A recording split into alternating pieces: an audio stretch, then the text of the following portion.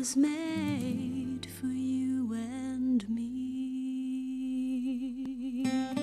Dear Oprah, the virgin prairies of northeastern South Dakota were divided into farming acreages over 100 years ago. The prospect of free land enticed many East Coast families to uproot themselves and stake a claim across the prairies. They hobbled their wagons through Indian country, sliced the soil, planted crops, harvested, and invested their money in farms and new communities. Of course, this wouldn't have been possible without the railroad's advancements across the country. Trains brought people and supplies in and carried grains and goods out. In South Dakota alone, railroad communities sprouted about every 20 miles, if not less. Pioneers came, they settled, and had children. Soon, every little town was bustling. Aside from all the crops and local economies being established, memories and roots were being planted. My hometown of Lily, South Dakota is pretty typical of most railroad-based communities, except now it's almost gone. Was made for you and me. Lily was platted and named in 1887 and served as a railway distribution point for grain. Eventually, 6 grain elevators were operational in town, and the newspaper of the early times described every conceivable goods and services all right there in Lily. The town was off to a progressive start and boasted 200 people in 1905. Families blossomed. Children filled new schools. Sundays were busy with church services in the Methodist, Catholic, and Lutheran churches across town. Lily is charming with bursting history. Lily is surrounded by prairie and vistas. My family had a farm just 4 miles from Lily. The Humphrey drugstore was owned by the grandparents of Hubert Humphrey, who was the vice president of the U.S.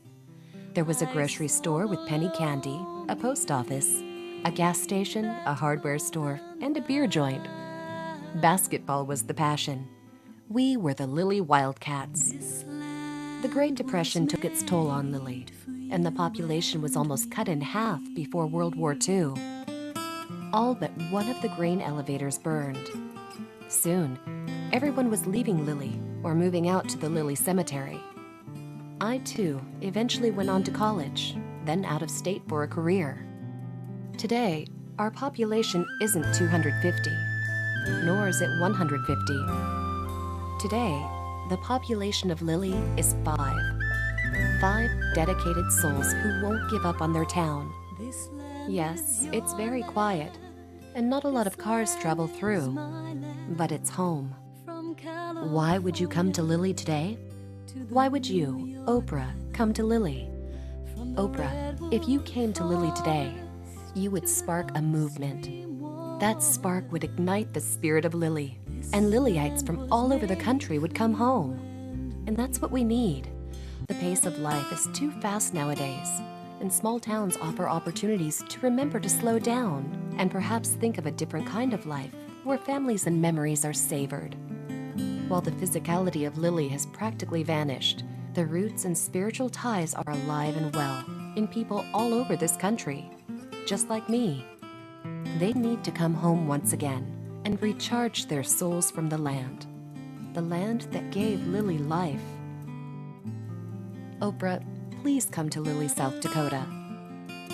Not to see the town, but to experience the town and the memories and spirits of those faces who were born of this soil. Your presence will help remind Lily's extended population that home is where the heart is. And for a few short days, they will remember that a hometown isn't a place or buildings, but the collective spirit of the people linked by their roots there. Come meet the spirit of Lily, South Dakota.